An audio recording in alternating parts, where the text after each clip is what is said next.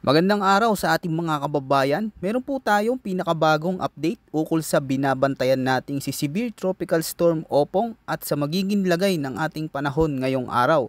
So mga kabayan, ayon sa pag-asa, posibleng lumakas bilang typhoon category si Opong sa loob ng susunod na 24 oras.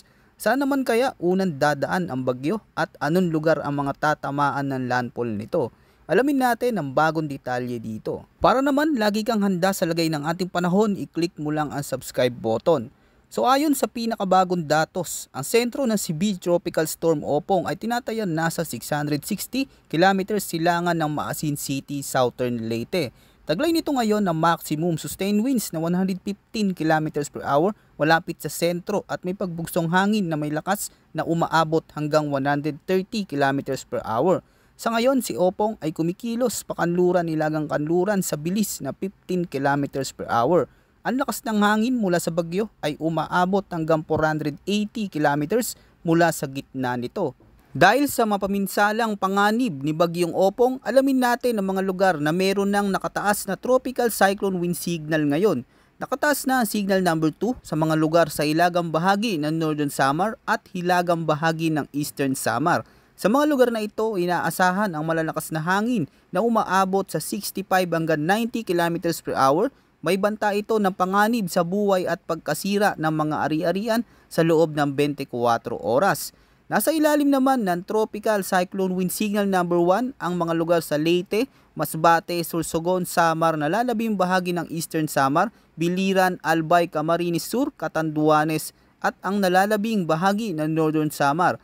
Mag-ingat dahil dito ay inaasahan sa mga lugar na ito ang malalakas na hangin na aabot sa 40 hanggang 65 kilometers per hour na may lead time na 36 hours. May banta ito ng minimal hanggang minor threat sa buhay at ari-arian.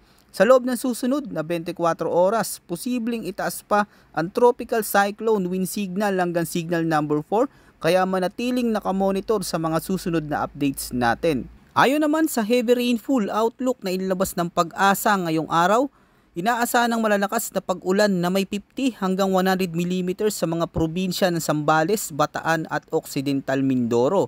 Bukas hanggang Biyernes, September 26, mas maraming lugar pa ang inaasang makakaranas ng matitinding pag-ulan.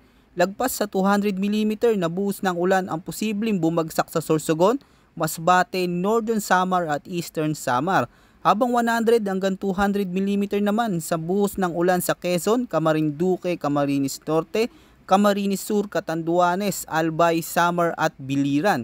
Samantala, 50 to 100 mm naman ang inaasahan ng mga pag-ulan sa Isabela, Aurora, Cavite, Laguna, Batangas, maging ang Occidental Mindoro, Oriental Mindoro, Romblon, Aklan, Antique, Iloilo, Guimaras, Negros Occidental, gayon din sa Negros Oriental, Cebu, Leyte at Southern Leyte, pati na rin ang Palawan. Pagsapit naman ng September 27, asahan na makakaranas pa rin ng 100 to 200 mm na mga pag-ulan sa Metro Manila, Aurora, Bulacan, Pampanga, Zambales, Bataan, Quezon, Cavite, Batangas, Laguna, Rizal, Marinduque, Occidental Mindoro, Oriental Mindoro, Romblon, Camarines Norte at Camarines Sur. Habang 50 hanggang 100 mm naman sa Albay, Sorsogon, Catanduanes, Masbate, Pangasinan, Quirino, Tarlac, Nueva Vizcaya, Nueva Ecija, Cagayan, Isabela at Northern Samar.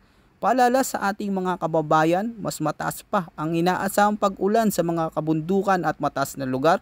Dagdag pa rito, maaari pang lumala ang epekto sa mga lugar na may naunang matinding pag-ulan. Kaya maging alerto at handa sa posibleng pagbaha at pagguho ng lupa. Ayon naman sa direksyon ni Bagyong Opong, inaasahan na lilihis ito pakanluran nilagang kanluran papalapit sa Eastern Visayas at Southern Luzon area sa mga susunod na oras. Sa forecast track, malaki ang posibilidad na ito'y maglandfall o tumama sa Bicol Region pagsapit ng Biyernes ng umaga o hapon na September 26. Pagkatapos nito, tatawid ito sa Southern Luzon sa araw ng Biyernes bago tuluyan lumabas sa Philippine Area of Responsibility pagsapit ng Sabado, September 27. Habang patuloy ang paggalaw nito pakanluran nilagang kanluran sa West Philippine Sea, inaasahan na magpapatuloy pa ang paglakas ni Opong habang papalapit na ito sa kalupaan at maaari itong umabot sa typhoon category bago pa man ito tumama sa Bicol region. Gayunpaman, ayon sa intensity forecast habang tatawid ito sa kalupaan, bagyang hihina ito ngunit mananatiling bagyo o severe tropical storm habang dumadaan sa bansa.